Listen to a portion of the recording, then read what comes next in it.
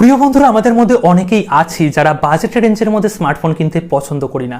আমাদের super budget রেঞ্জের মধ্যে স্মার্টফোন দরকার, প্রাইস 6 থেকে 7,000 টাকা হবে, এর থেকে 1 টাকাও বেশি দেবো না, কিন্তু এই প্রাইস রেঞ্জের মধ্যে আমাদের সমস্ত কিছু চাই। হ্যাঁ, রেডমি 6 তারিখে ইন্ডিয়াতে তিনটে স্মার্টফোন লঞ্চ করছে।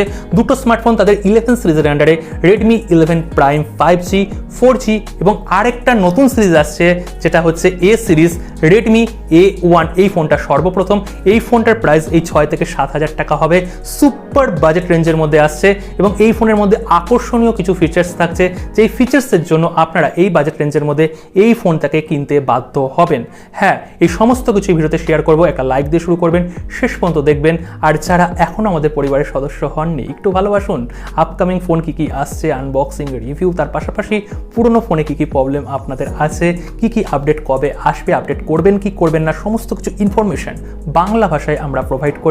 অবশ্যই যুক্ত হয়ে যান, সাবস্ক্রাইব করে নোটিফিকেশন বেলটাকে প্রেস করে অল করে দেবেন। তো বন্ধুরা, এই এ সিরিজের যদি আমি প্রথমে হিস্ট্রিটা ঘাটি, এখানে মির আন্ডারে এ সিরিজ তারা লঞ্চ করেছিল। A1 ছিল, A2 ছিল, A3 ছিল, আর ওটাই শেষ ছিল।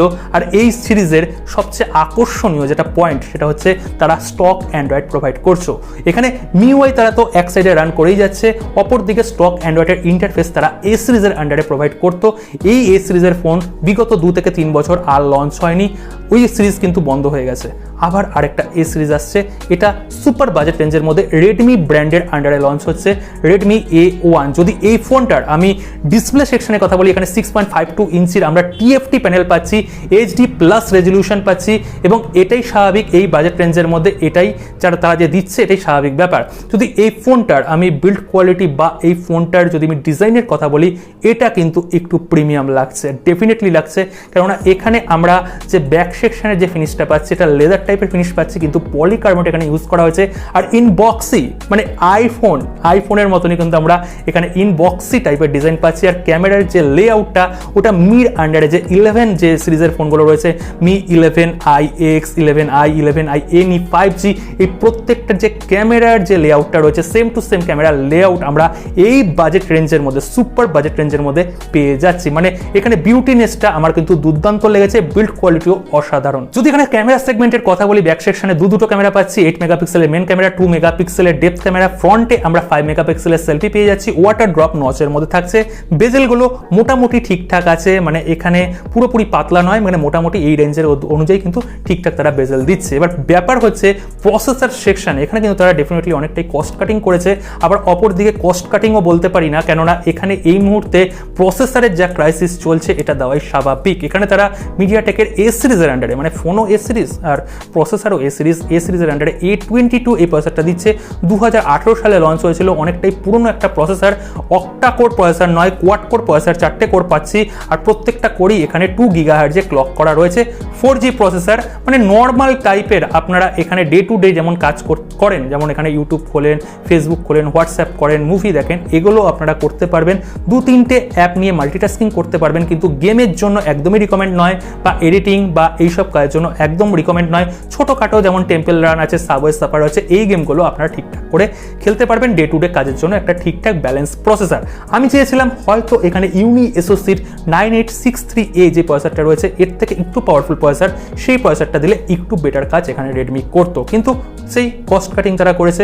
এখানে ব্যাটারি সেগমেন্টে তারা 5000 mAh এর ব্যাটারি দিচ্ছে, ইনবক্স 10 ওয়াটের চার্জার পেয়ে যাচ্ছি, Type-C পোর্ট পাচ্ছি না, এখানে USB পোর্ট পেয়ে যাচ্ছি। আর এখানে ডুয়েল স্টিরিও স্পিকার একদম আশা করবেন না, একটাই আমরা এখানে মনো স্পিকার পাচ্ছি। আর সবচেয়ে বড় কথা যেটা আমি প্রথমেই বললাম, এই ফোনের বিল্ড কোয়ালিটি এবং এই ফোনের বিউটিনেসটা কিন্তু এই প্রাইস রেঞ্জের মধ্যে অসাধারণ। এটাই কিন্তু প্রধান USB।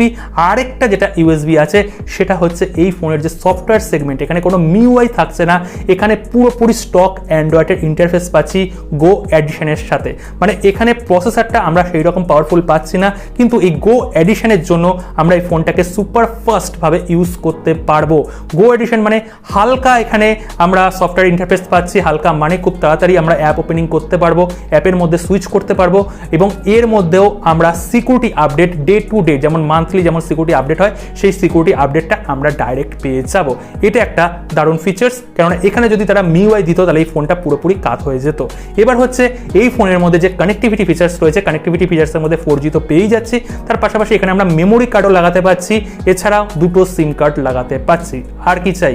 এবার যদি এই ফোনটার আমি বাজেটের কথা বলি, এখানে একটা ভ্যারিয়েন্ট তারা লঞ্চ করবে 2GB RAM 32GB internal memory, আর কালারও কিন্তু দুর্দান্ত রয়েছে, ব্ল্যাক রয়েছে, এখানে হালকা গ্রিন টাইপের যেটা OnePlus ইন্ট্রোডিউস করেছে সেই টাইপের কালার রয়েছে, আর একটা ব্লু টাইপের কালার রয়েছে।